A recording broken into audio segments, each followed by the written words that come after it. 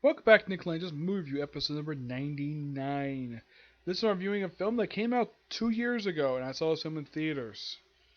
I don't remember if I did a spoiler, I don't think I did a spoiler review of this one. This is Kong, Skull Island, starring Tom Hiddleston, Brie Larson, Samuel Jackson, John Goodman, John C. Reilly.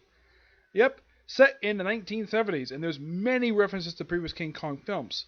Now I should talk about Kong himself. He is bigger than he normally has been.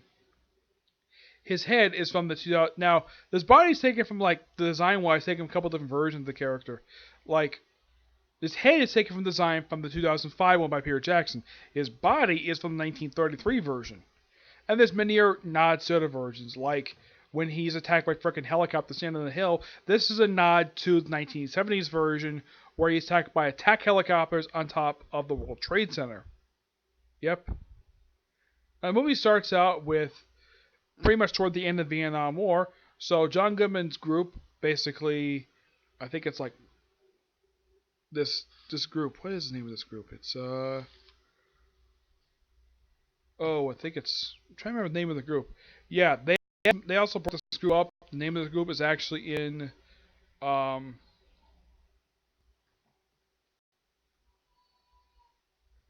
trying to look it up right now.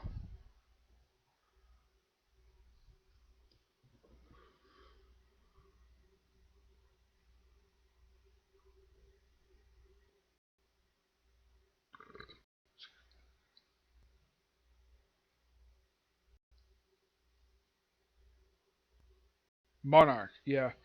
The pretty tough sequence when I saw this film, I actually missed it. So, in case you want to talk about, in case I mentioned it, like, why did I talk about the pretty tough sequence, but the whole thing takes place in the 40s? Because I didn't watch that, because I came a little bit late into the movie. So, he wants to continue the organization's existence, so they want to go out, take some pictures on this island.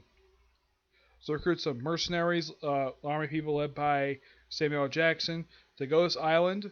Of course, they have a tracker who was played by Tom Hiddleston, aka Loki from the Marvel Universe, and Brie Larson, the future Captain Marvel. Where do they go? Skull Island. Oh, and by the way, this is the first movie featuring Kong where Kong does not leave the island at all, which is quite interesting. So, Kong is basically hybridized with these two monsters. These monsters who killed his parents. Yep.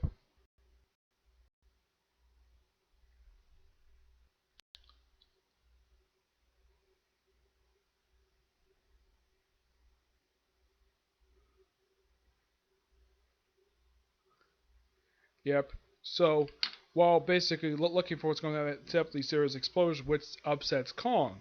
So he takes out a bunch of Samuel Jackson's men, though there's one particular guy not taken out by Kong, saying one of the skull crawlers. Yeah, John C. Reilly's character. He shows up in the movie. He kind of explains what's going on, gives the monster his name, shows off the fact that they go to this. They basically do the exploration, they get the rest of the island to the contact way to get off the island.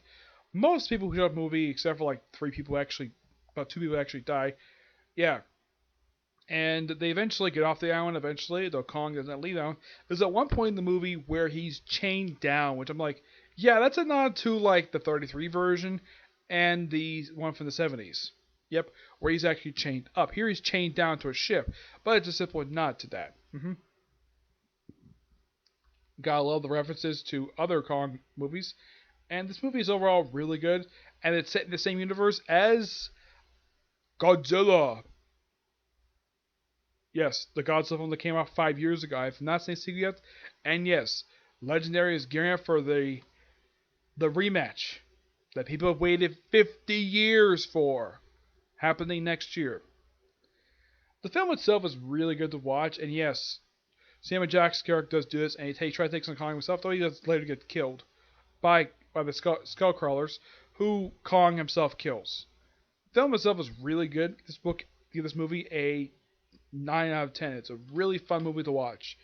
I know I'm kind of skipping through. I've only seen this film once, but it's a great film to watch. Yep. Of all the Kong movies, I saw this film a couple years ago with my grandma and my aunt. My aunt loved this film. She actually has seen the original 70s film in theaters. Now, because of course she was alive back, because, well, she's basically not much younger than my dad.